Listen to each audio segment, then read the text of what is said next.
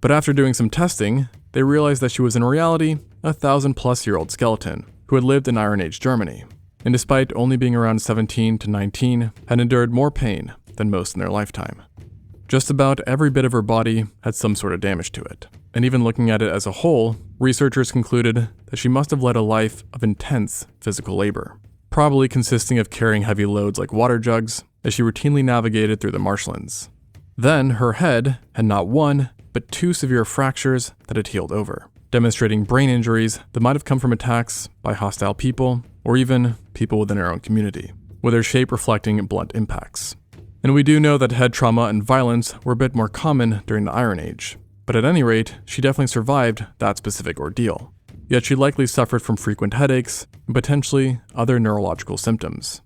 And it really seems like she couldn't catch a break, because she also appeared to have a benign tumor at the base of her skull that likely just compounded on her already existing headaches, while also causing a curvature in her spine, leading to back pain and chronically inflamed legs, which was severe enough to alter her bones. And while her own body seemed to be against her, so did the environment, as there were further signs that during harsh winters, she endured frequent periods of sickness and in her childhood had chronic malnutrition, reflected by the unusual morphology of her bones. So in other words, each day would have been a challenge for her, even if she didn't have to do anything, let alone survive during the Iron Age. And she clearly did not last long, because even 19 was considered below the life expectancy, which at that point hovered at around 26 years old. Now, we don't know what killed her, but it's believed that thankfully murder was off the table, considering that there are no clear signs. And right now, it's tentatively believed that she died in a freak accident.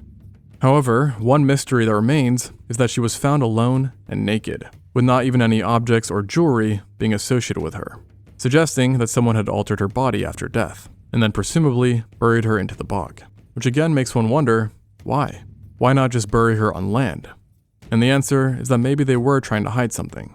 And sadly, not even in death did Moore get a break, as when she was recovered back in the day, it was done accidentally after a machine had scooped up her remains, but not before ripping them into 100 different pieces that needed to be stitched back together. So with that example alone, I think we can conclude that life can really just be dang hard.